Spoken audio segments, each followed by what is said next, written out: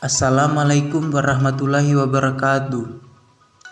Perkenalkan, nama saya Roslan, NIM A1N1 20023, Prodi Pendidikan Sejarah, mata kuliah Media Pembelajaran Berbasis IT. Di sini saya akan menjelaskan materi tentang perjuangan mempertahankan kemerdekaan Indonesia. Baik, kita langsung saja. Pertama, konflik Indonesia Belanda. Kemerdekaan yang dibacakan pada tanggal 17 Agustus 1945 memperoleh simpati dari bangsa lainnya melalui pengakuan bangsa lain atas kemerdekaan Indonesia. Oleh karena merupakan negara yang telah merdeka, maka pada tanggal 18 Agustus 1945 ditetapkan Undang-Undang Dasar 1945 dan pemilihan presiden yaitu Bung Karno dan wakilnya adalah Bung Hatta. Pada awalnya, bangsa Indonesia menyambut sekutu dengan sukacita karena mereka mengumandangkan perdamaian. Namun setelah diketahui bahwa Netherlands Indies Civil Administration (NICA) yang dibawa pimpinan Van der Plas dan Van Mock ikut di dalamnya, maka sikap rakyat Indonesia menjadi curiga dan bermusuhan. Poin yang kedua, perjuangan menghadapi sekutu dan Cina. Ada kekalahan Jepang sekutu pada tanggal 14 Agustus 1945 menunjukkan de jure jajahan Jepang dikuasai oleh sekutu sebagai pihak yang menang di dalam Perang Dunia II. Komando pertahanan sekutu yang berada di kawasan Asia Tenggara dengan pusatnya berada di Singapura adalah South East Asia Command atau SEAC yang membentuk divisi yang bernama AFNI. Tugas yang diemban AFNI adalah untuk mengambil alih Indonesia dari tangan Jepang. Pasukan tersebut dipimpin oleh Letnan Jenderal Sir Philip Christian. Tugas yang dibebankan kepada mereka antara lain: A. Menerima penyerahan kekuasaan dari Jepang. B. Membebaskan para tawanan perang dan interniran sekutu. C. Melucuti terhadap orang-orang Jepang kemudian memulangkannya. Dan D. Menciptakan keamanan dan perdamaian.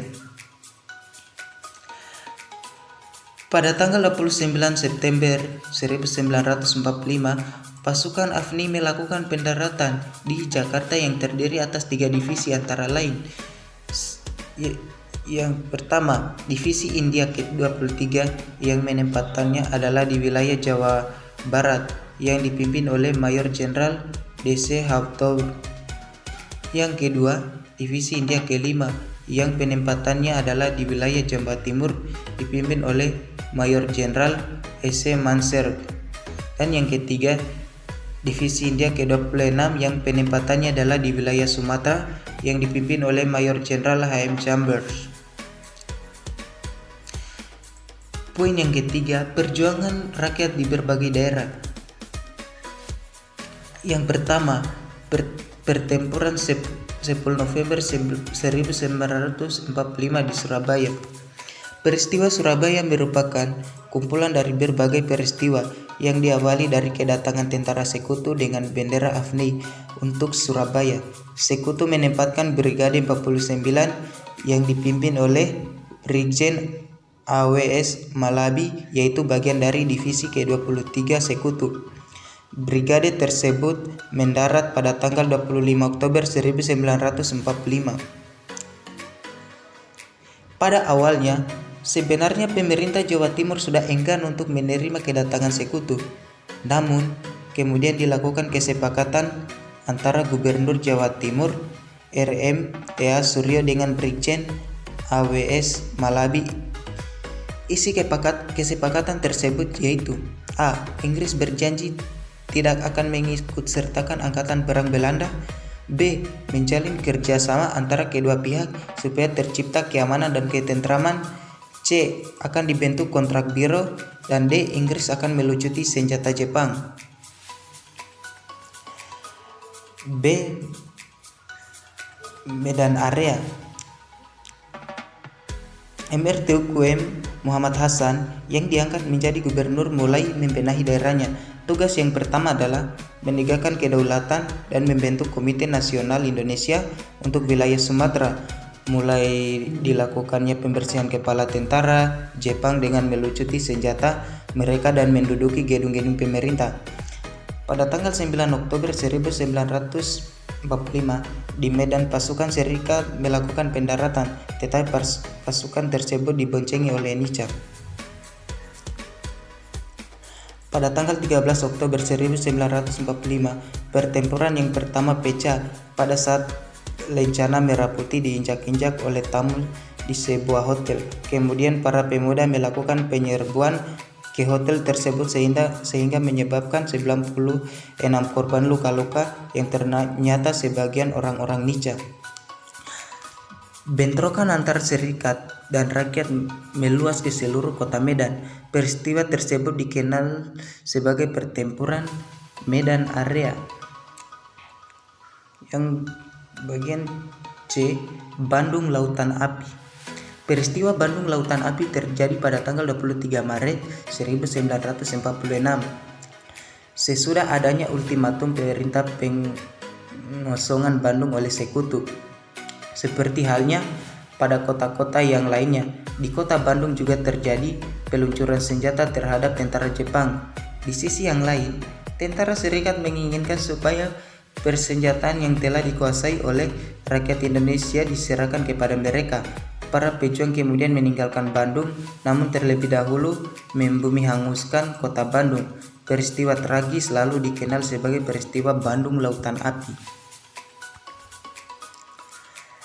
D. Peristiwa Kapten Westerling. Sulawesi Selatan bergolak, pertempuran ada di mana-mana. Enrekang, Polong Bangkeng, Parepare, Luwu menjalar ke Kendari.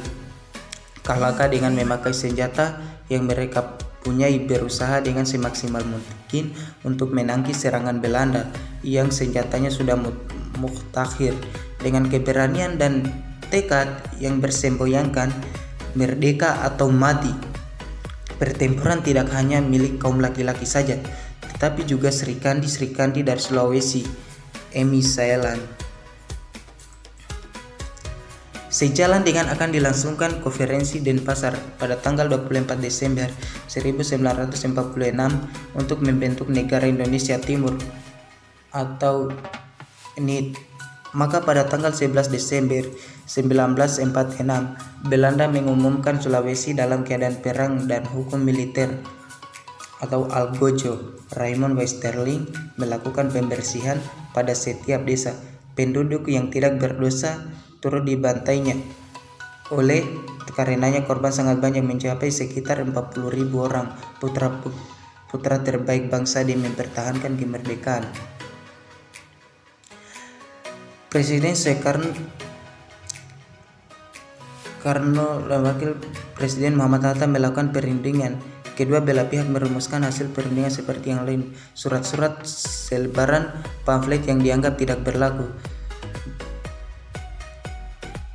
Pertama, serikat mengakui atas keberadaan TKR dan Polisi Indonesia. Seluruh kota Surabaya tidak lagi dijaga oleh serikat, sedangkan untuk kamp tawanan penjaganya dilakukan secara bersama-sama serikat dan TKR. Tanjung Perak dijaga secara bersama TKR, serikat dan Polisi Indonesia.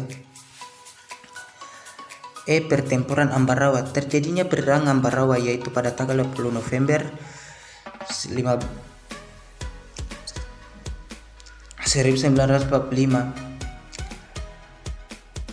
yaitu antara TKR dengan pasukan Inggris. Awalnya kedatangan Sekutu ke Semarang adalah mengurus tawanan perang, namun mereka diboncengi oleh Nica yang kemudian mempersenjatai para tawanan, sehingga terjadilah perang antara TKR di bawah pimpinan Mayor Sumarto dengan tentara serikat. Pada pertempuran itu, Letkol Isdiman yang merupakan komandan Resimen Bayumas gugur.